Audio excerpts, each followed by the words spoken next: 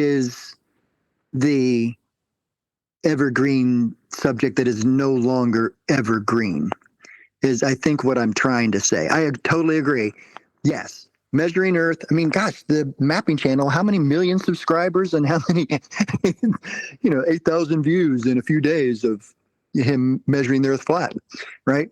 Yes, that's all evergreen. This discussion. I think I know what you're trying to say. What you're trying to say is the controlled, manufactured perception of, quote, flat Earth, end quote, as a group of people who brace against globism and perpetuate the Feast of Nonsense. That flat Earth may eventually die. That is to say, I won't have what I was informed by Len earlier to be the Batman t-shirt wearing so-called flat earthers, because he was asking how many Batman t-shirt wearing flat earthers do you think I'd offended. I'm like, no, I'm just talking about the globe believers when I talk about the Batman t-shirt wearing wankers. And he's like, no, there's plenty of people who perceive themselves to be on a mission of justice for truth and the American way for flat earth, right? Well, then that might eventually die. Like, if heliocentrism falls and everyone just appreciates how flat Earth is measured, regardless of your heliocentric belief that they'd already relinquished, then the notion of this controlled opposition group called Flat Earthers dies. But then, like I say, Earth being flat and Earth measured flat is just geography. And if you talk about the Flat Earth debate, that's just history. And will continue to be in some form or another evergreen also. It's like, well, when do you stop talking about it? Well, when people stop being interested in it. Now, I don't think that will ever be the case in my lifetime. Like, even if it transitions from current debate in perceived terms to recent history in old rhetoric terms of heliocentrism, or just geographical measurement terms of Earth's flat surface by measurement, then the subject, flat Earth or flat Earth debate, is transitionally always evergreen. It's only the controlled group of conspiratards that may eventually fade into obscurity. We're absolutely 100%. You'd said it exactly how I should have said it or written it down. But yes, when I say the evergreen subject of quote unquote flat Earth, the nonsense, the Feast of Nonsense, the debate of flat Earth conspiracy crap, that is done. And that's what you've been known for, flat Earth debate, right? All this time. So I think what I was trying to express is that once you've gotten to the point of, it's measured flat, I'm inconsequential. This has always been done. It always will be done. It's just is. That is, you basically put yourself out of the job of the evergreen subject of the quote unquote flat Earth debate and all that stuff. That's now gone. No more debate. We're on to geography. Isn't this interesting?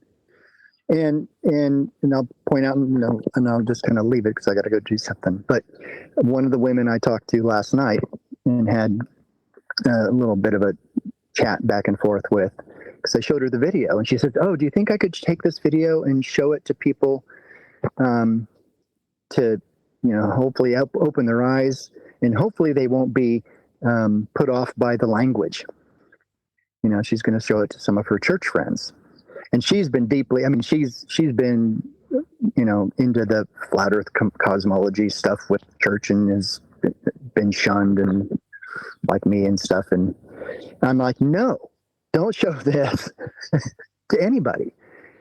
This is just information for you so that you know that the Earth is measured flat and that's no big deal. And that's just the way it is. You need to know this and accept this. You don't need to use this. Oh, look, here's a tool that I can use to evangelize flat Earth. And that's been my mission with talking to people and trying to help them see that they need to stop arguing the nonsense, the flat earth conspiracy, NASA lies, why would they lie, blah, blah, blah, blah, all that stuff. People need to know what is true before they can go out and evangelize for what is true. And then do it in such a way. That's why this whole journey and the book and everything has helped me, and that's why God's had me here, is to learn how to know what I know is true so that I can speak what is true and not debate about it. Just leave it for people to either see or not see and not worry about it. So again, that's why I'm fascinated of how the book will be received by people who have gone through this shit and know that they're not alone in how they've been treated just because they see the truth, but then also realize, oh, this is an easy way to point out that the earth is flat and that it's true. I can know it. I can measure my elevation angle to Polaris and get my latitude. Good grief, that's the easiest thing to do. She wanted to teach in school, or she was offered a job at a Christian school as a teacher. She had to turn it down because they don't teach the science right. I'm saying, one, well, cosmology is not science, and it's just geography, and they're going to teach what they're told to teach, and they're going to teach heliocentrism because that's what it is, or that's what they're told to teach. She needs to know how to measure the earth so that she can know that it's flat and move on. This is just geography. Good grief, teach geography and just let it go at that.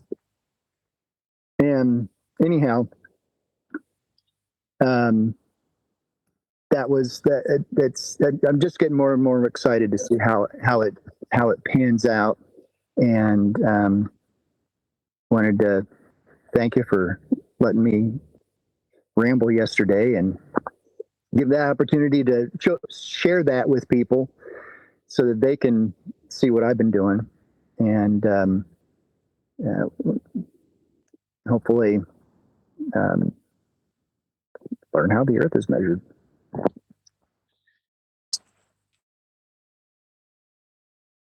Nathan, earlier on when I brought up about how many flirts have you offended, it was basically just sarcasm. Thank you for reading more into it, and I'm glad you could take something more from it, but I was basically just saying there will be some flirts with Batman t-shirts in the closets. Yeah, but I did extrapolate more out of it because we've drawn that internal comparison anyway when we're saying, oh yeah, there's plenty of flirts that have learnt heliocentrism and then essentially become that which they dislike. That is to say, they become the anti-globers. Well, by being an anti-glober, they've learnt global rhetoric so that they can go on a mission of telling the world how it's not spherical. Jin would be an example of that, I would suggest, right? Jin CBR1. He's like, I've got an obligation to do this. I can't remember what the word he used. Commitment or an obligation. It was a word like that. I'm like, who ordained you with this task? You know what I mean? But in his mind, he's a vigilante. He's out. I know he's not wearing a Batman t-shirt. I mean, he might be, but but by metaphor, he's fighting for truth and justice and the American way. Like, why? It's like, it will be measured flat regardless of your involvement. It isn't necessary that you do this. The only thing it offers you is a personal sense of superiority. You're mixing Batman up with Superman. Whatever. Superman logo would just be the same substitute. These people do wear Superman logos on their t-shirts. It doesn't matter. It's the same thing. It doesn't matter if they're wearing a freaking Green Lantern t-shirt, Superman t-shirt, or a Batman logo. They're all representing the same thing. I saw wearing a Superman t-shirt? Sheldon in Big Bang Theory, right? He represents that character, that dweeb. Every time I watch Young Sheldon or Big Bang Theory, right, I get the same vibes from the character, the main character, Sheldon, right? He's deemed to be somehow intellectually inferior in a certain video where he's reached the heights of being in some overpriced school, and he doesn't understand a certain subject, so he needs a tutor, and the tutor's younger than him and female, and he's obviously very put out by this. And she sits down when she comes round to his house to tutor him, and the mum greets him and says, "Oh, bless you, getting tutored by Sheldon." And the little girl's like, "No, I've got to tutor him." So they sit down together and they start the session. And what are they getting into? How he doesn't understand fourth dimensional bent geodesics in space-time. And he's having to be educated by this little Chinese girl about bent geodesics in space-time, while he's wearing a Batman t-shirt on his, on his chest. He's got a Batman, a Superman logo, rather. And you're like, yeah, this typifies this dweeby kid that in his mind is Superman, right? He's stronger by metaphor, mentally, therefore, by comparison, my mental intellect is, by comparison to the rest of the world, a demonstration of my superiority, like Superman represents physical superiority. That's the metaphor, right? These people think that mentally they're fighting for some injustice, like Batman does, like fighting the bad guys. We're perceived to be the bad guys.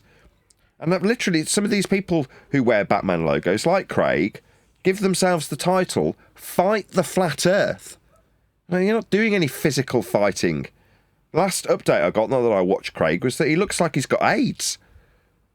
So, you're a puny little dweeb now. You were a fat little dweeb, now you're a puny little dweeb. But you're still a dweeb wearing a Batman t-shirt, thinking that you're fighting for some justice. What are you fighting for? He's fighting his own reality, basically. Yes. It's about his struggle with his own reality. That's what it really is. It's an internal battle.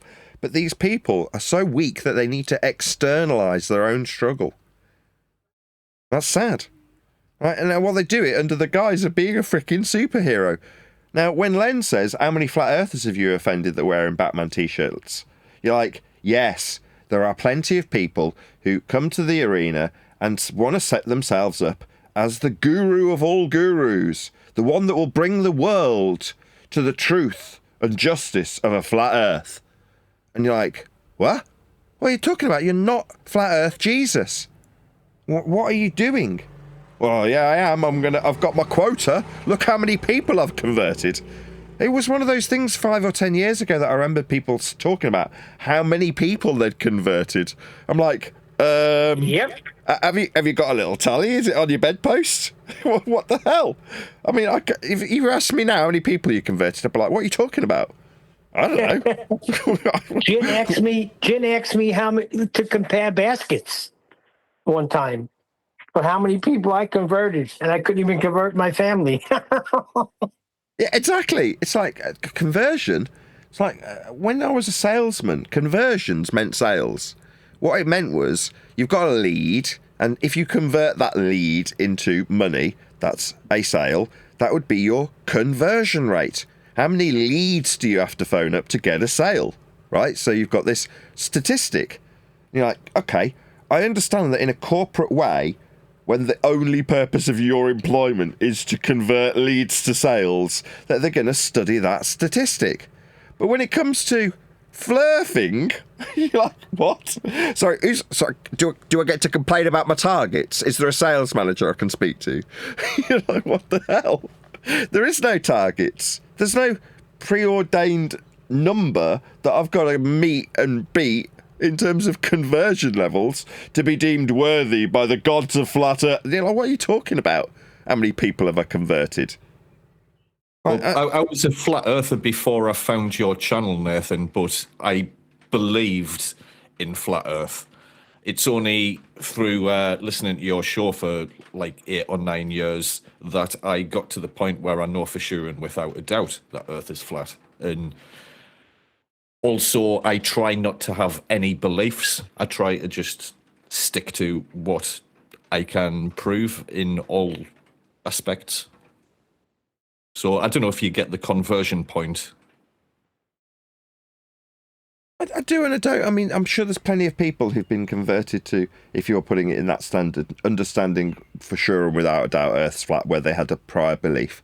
But even then, in terms of the current rhetoric, I'd say, does that even matter? And again, I can hand wave away that statistic.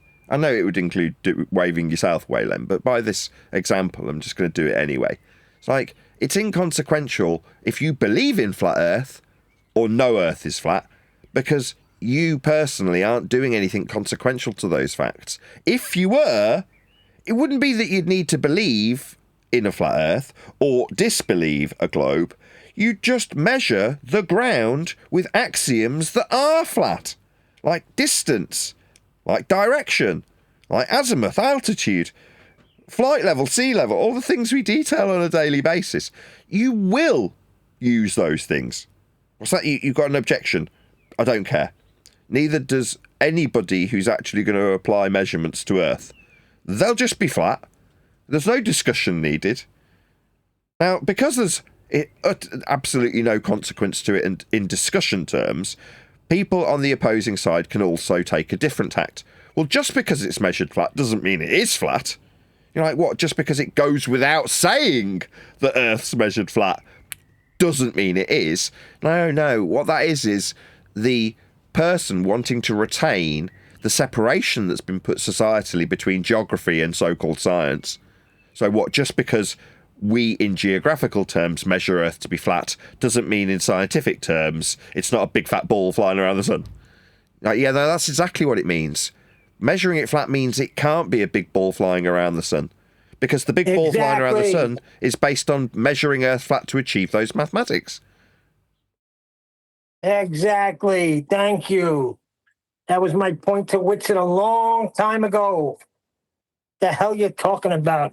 You got to prove Earth is spinning. You just agreed with me how it's measured flat. And at the point that you're doing anything in practical terms, Earth can only be flat for all practical purposes. So, again, if your belief in a globe Earth is inconsistent with your measurements, it doesn't change the measurements. You can still retain the belief, because it's only a belief in being on a ball flying around the sun. And beliefs you can hold and have them be inconsequential or incongruent with reality. That's the benefit of it being a belief.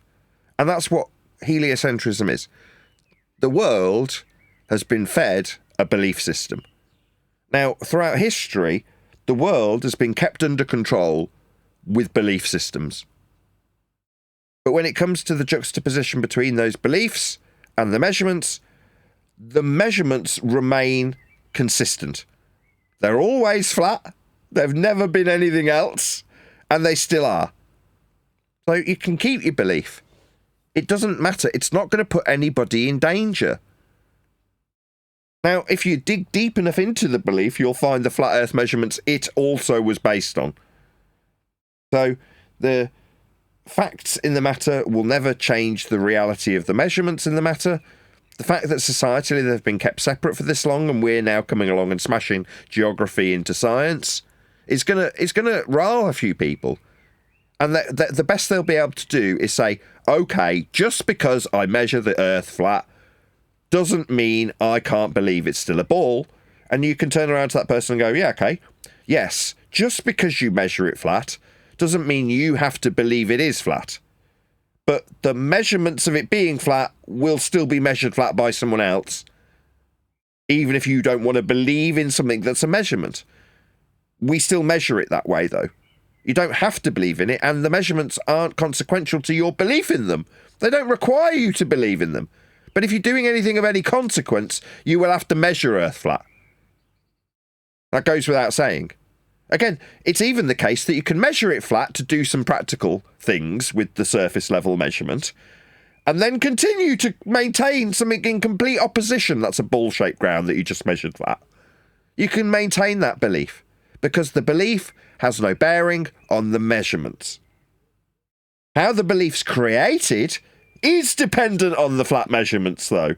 So if you want to get into the wrangle-dangle of debate, which there isn't, then that debate will end very quickly whenever you, the person who's expressing their belief as now being reifiable into reality, no, we've already measured it flat. That's the reality. Your belief has no bearing on reality. I mean, that's the good thing about beliefs. It doesn't need to. It's just a belief. But when you start telling me that, no, your belief is real, we really are standing on a curved surface, well, why'd you measure it flat then? Well, no, we don't measure it flat. Yeah, you do. Your balls derive from those measurements. They're all flat too.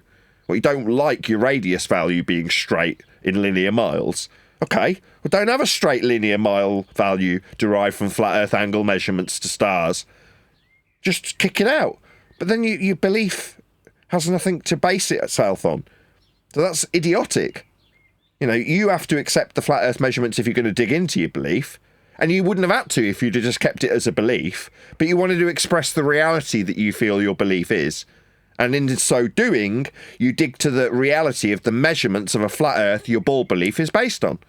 Well, that's unfortunate for you, because that's going to leave you in cognitive pain, telling me just because it's measured flat, don't mean it is. I can measure it flat to create a ball. That means it's ball-shaped. You know, yeah, you can do that. But that's you expressing your cognitive pain to me, a man who has relinquished faith and belief in things like balls, because they're silly when you find out they're measured flat to achieve them. The world, that is. Indeed. Nice one on the videos you've been putting up recently as well, with the editing and the little zoom ins and whatnot. That's for engagement. But yeah, it's good you've got the time to do all that shit again. You've been doing all right with the views on them? I mean, they're doing all right. I mean, it's dropped for whatever reason. I think I'm heavily censored. I won't moan or speculate. But I can counteract the divided by 2 views that I get on things like live shows, where they previously got 1,000 views, now they get 500. There's no reason why that's the case. But it is. And I've counteracted that by putting out short videos. So I'll just trim however much, 25 minutes, 10 minutes, 15 minutes, whatever, from the live show, and then have a long form video in horizontal formatting, and then I take that that's already been edited and hack it down to 3 minutes, like the main crux of the main point, and they become shorts videos. So throughout the week, as long as I'm putting out 2 or 3 videos that are shorts alongside the live streams, the view count has remained flatlined. It's sort of it's not increasing at the moment. It's sort of the same as it was. Now I've put that extra effort in, but it was starting to decline. It was starting to go the other way, like down.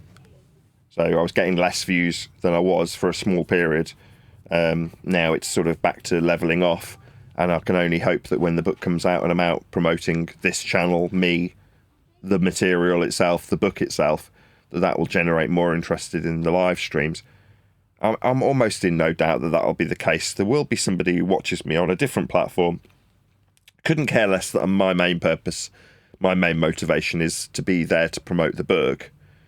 They'll just hear me talking about how Earth's flat and want to brace against it. And they'll hear, this person's got a public gateway in their show. I'll go and join, and I'll tell them that they don't understand how boats fall over a geometric horizon at 1.2 times the square root of the observer's height off a flat Earth. Yeah. Yeah, they'll come in to tune you up. Sorry, then, go ahead. It's all right. Maybe, like, if you don't watch a channel you subscribe to for a little while, the algorithm changes and it stops suggesting that them videos to you. So maybe a little bit of it's through that. So if they catch you on another platform, it'll re-spark people to come back. Because there's no one that does, in this subject, there's no one that doesn't know your name. As overall, the channel gets very healthy views. So, and more importantly, the number of individuals that come across the channel each month, subscribed or unsubscribed, I get as a statistic, and Unique. It's 8,000 to 10,000 individuals that are watching the videos. each month. So yes, there's 25,000 people or 26 or whatever is subscribed. But in terms of the people who are coming to the videos across the whole channel, so all of the videos, there's 8 to 10,000 people a month. Now that was the most important statistic I needed to know when I was looking at how many book sales can I project that I'll get. I need to know how many people I'm going to expose the book to potentially. Now, that number's not strictly accurate because that's across all the videos as opposed to each live slot that comes out. So if I'm getting, I don't know, 25,000 views that are on the new material that comes out each month, that's kind of the number. But a lot of those are repeat viewers as opposed to individuals. But it means that I'm getting a healthy number of individuals, much greater than the channel that had 1,000 subscribers, for the sake of argument. They're not going to be getting exposed to 8 to 10,000 people a month. Well, this channel is. So therefore, that's the potential audience that will be, exposed to my book. But I hope that improves, and more people come across the new material or engage with it on a more long-term basis, or whatever it is that increases the views. If it just gets exposed to new people, that will increase the view count. And it'd be nice to see more growth. Like I say, over the period of the last couple of years, writing the book, flogging microphones, it's all had its detriment on YouTube because I haven't been able to be as reactive and therefore haven't been able to maintain the number of views that it was having. It dipped. Now I can because I'm only doing YouTubing while I'm waiting for the book to come out. So yes, I can put out nicely edited shorts videos, and I'm very proud of them. I get to spend that extra bit of time on them, and you can probably tell by the way that I've produced them that I've spent a bit more time on them, making them look a bit prettier. It doesn't necessarily mean they're getting more exposure. Like the shorts videos get between 500 and 1,000 views, the ones that are on Flat Earth, but there'll be an occasion where I'll do a day's worth of work on a shorts video and it'll get 300 views, and you're like, heartbreaking. That took a load of work.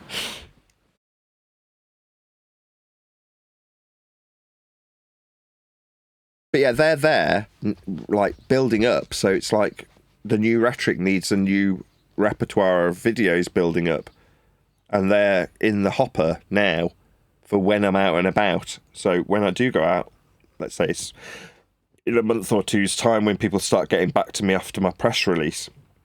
When I go out, people will come to the channel and there's a good chance that they'll straight away just go to the shorts section and just start doom scrolling through my shorts to see what catches their interest. Well, if there's already a back catalogue of Earth's measured flat shorts videos, then that's what will, entice people once they get here to watch a little bit more, maybe pick up a long form video. But I've got to have those videos produced already. So it isn't necessarily the case while we're in this limbo zone that making those 3-minute, 2-minute videos or 15 to 20-minute videos are going to have an immediate impact. It's more important that they're there, ready to be viewed when a new subscriber comes across the channel. How about knocking up a little compilation of loads of anti-flurfs in Cogdis?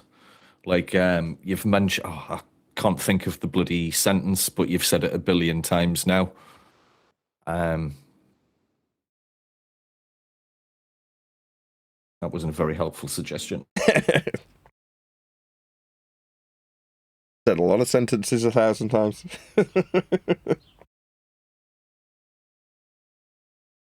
The locally flat kind of rhetoric. Yeah, we measure it flat locally, but that doesn't mean it's flat. I don't know, like compilations of all the main players with that shit, then that's going to get them to respond, and shit like that might get more eyes back. I don't know. Even if it is just hate watching. Maybe. I mean, I don't necessarily want to appeal to the people in the pond that we've just strolled away from. We're in limbo because there's a disdain aimed towards us from flurfs and a disdain aimed towards us from glurfs. But I'm more than willing to just turn my back on all of them and go, no, let's seek out a new audience. The subject is just as interesting to the general populace as it always has been. But over the years, we've been censored into all frick and segregated away from the general public. Well, what I need is a means, a conduit to bridge that gap between me and Normie. Well, that bridge potentially could be my book. That bridge could be, here's my excuse to be in front of you and your normie audience. Would you like to chat to me? And there's a good chance that the people who I approach are just going to be as receptive as anybody else, but because of the prevalence of the subject currently, there's going to be a fair amount of people that say, yeah, I do, I'm actually quite intrigued with the subject, I'd love to hear what you've got to say on it. And then normie will find his way to the channel as a consequence of that. But I don't necessarily want to re-engage with the people who are, they're like throwing pearls to swine. You already know that they're pigs, so why get in the pig shit and wrestle with them? Maybe just as a display of like loads of different examples of cogdice. I mean, as they come up, I will.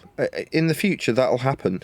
I'm going to cross paths with more and more normies, and I feel that as that happens, even on the show, right, the panel will have people come along. Like today, we were just chit-chatting generally. We weren't necessarily having any heated discussions. And you're going to be, or we're going to find that over the next year, let's just say, people will want to come in and just poke. That because their ego's been a little bit shattered, having heard me on some random show, and they want to just come in and tell us that we're all idiots while we're chatting about people wearing Batman t-shirts and Superman t-shirts. Can you imagine somebody hearing that conversation? They're like, this is completely harmless. You're just talking in metaphors about people wanting to be superheroes. I'm going to point out that, we've got a horizon that boats fall over. Don't we understand that boats fall over the horizon? Something like that. There'll be people who want to do that, and they'll drum up new examples of the cognitive dissonance that you want to see. That reminded me of something else as well. Like, some merch. Like, there's not any good Flat Earth t-shirts or any t-shirts for you. I think there's a Teespring set up with the old show logo or something, but I don't think that's a very sellable design, in my opinion. No offense if that took you some effort to come up with that old logo, but t-shirt wise, I don't know. But I had an idea of, like, with the Batman rhetoric, you're not Batman, you're a dweeb, then Nathan Oakley 1980 with the YouTube logo underneath.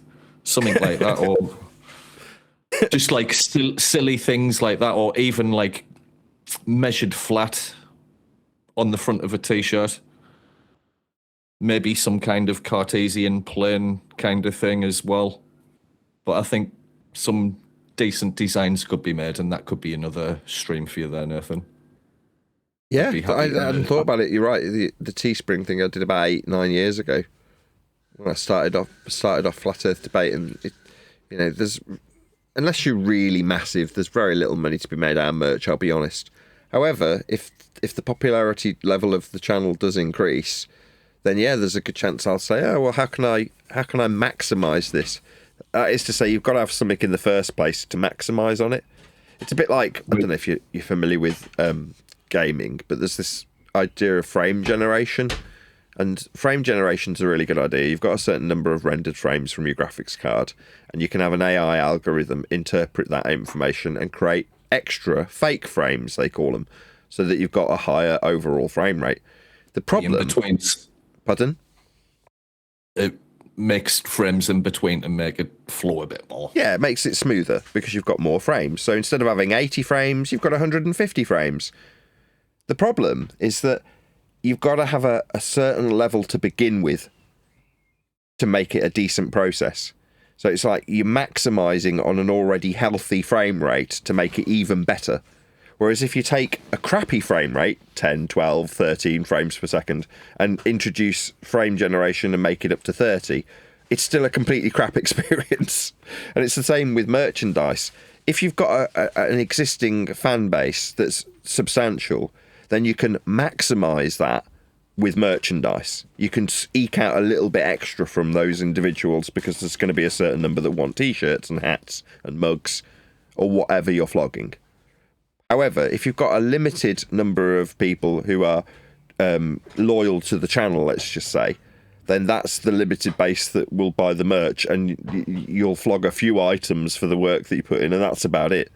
So it needs an initial base to be substantial in order for merchandising to be worth the squeeze.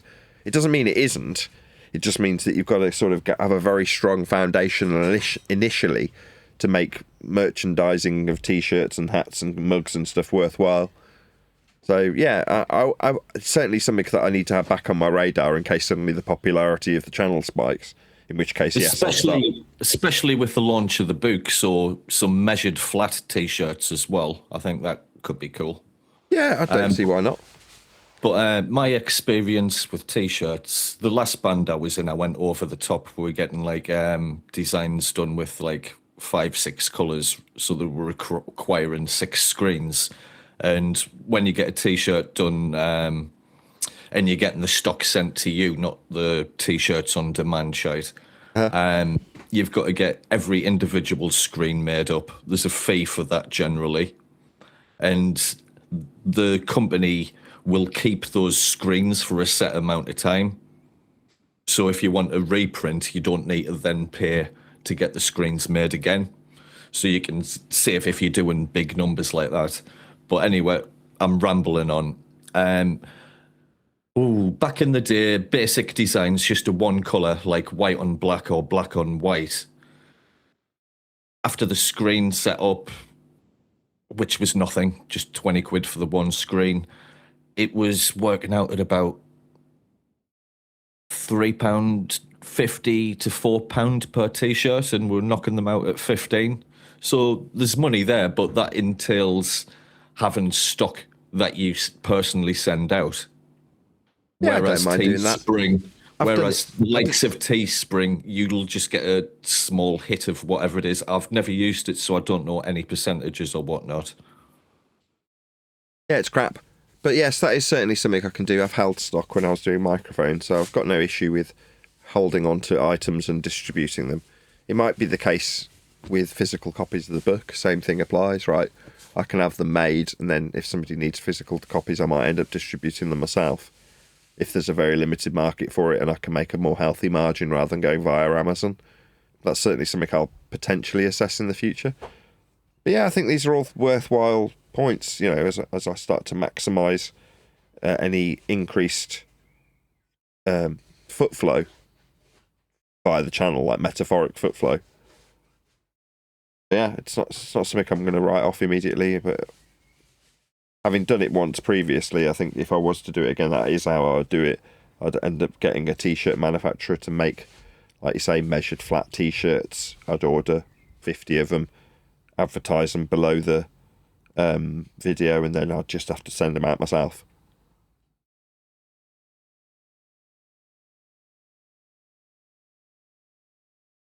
Yeah, cool. I'll fuck around with a few ideas to maybe give you a kick up the arse with that. Wonderful.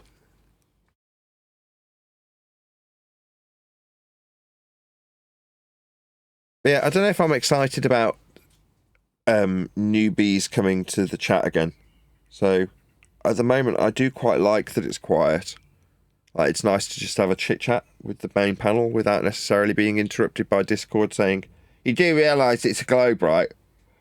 Oh, here we go. What do you mean I do realise? No, I don't. It's measured flat, mate. Nah. Boats fall over the horizon. You guys are idiots. Yeah, it's strengthening the community and the people around and the people that hold themselves to standards. Yeah, exactly, Len. Well said. Yeah, it's pruning them out, isn't it, in this little interim period. No bad thing. Darn right. As long as I'm sheriff in this town, they're going to be pruned out.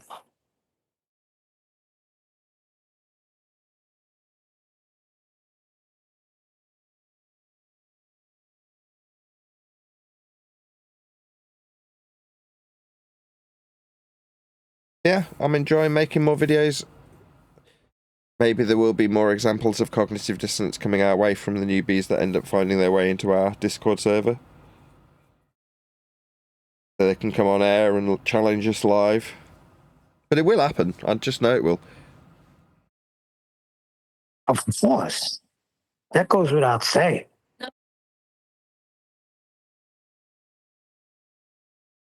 Oh, have you got your list handy there, Neil? For Nathan, sorry,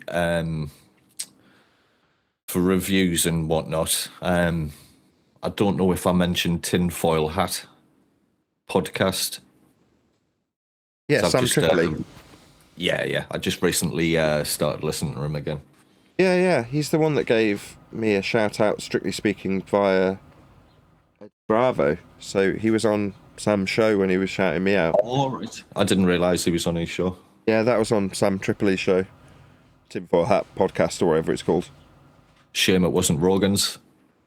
Yeah, shame he wasn't doing it on Logan's show. Did I say Logan? Rogan.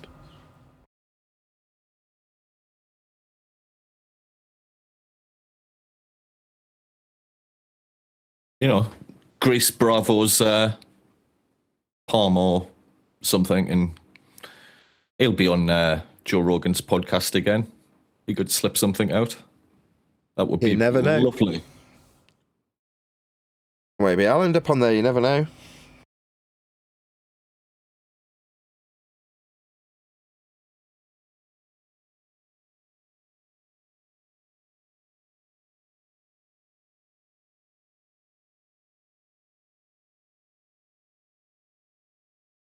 I don't know, do you need a Nathan Oakley documentary to go with all this? I don't think so.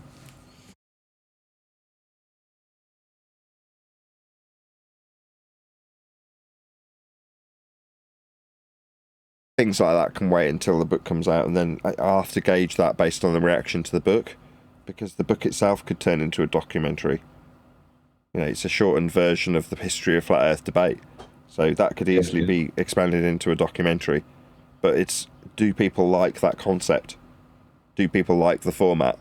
Do people actually buy it? Do people recommend it? Now, I hope all of the above, but you just don't know. We will see.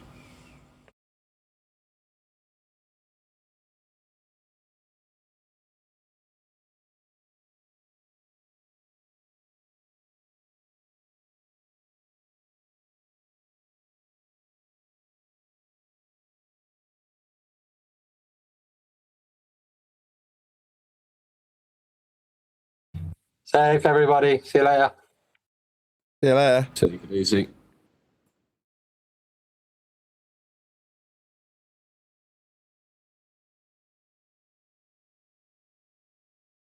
But when you measure it flat, it contradicts that. I'm spitting flat facts and that. And I know you don't like that. Google Maps is flat, it presents elevation profiles like that. I'm a spitting flat earth king. Sentence has a ring, doing my own thing. If Earth was a big roast chicken, factually finger licking chicken. We just got the measurements missing. I'm spitting eggs and begs, begging the question lesson. I've said it before, time after time. I'm the spitting flat earth king of rhyme.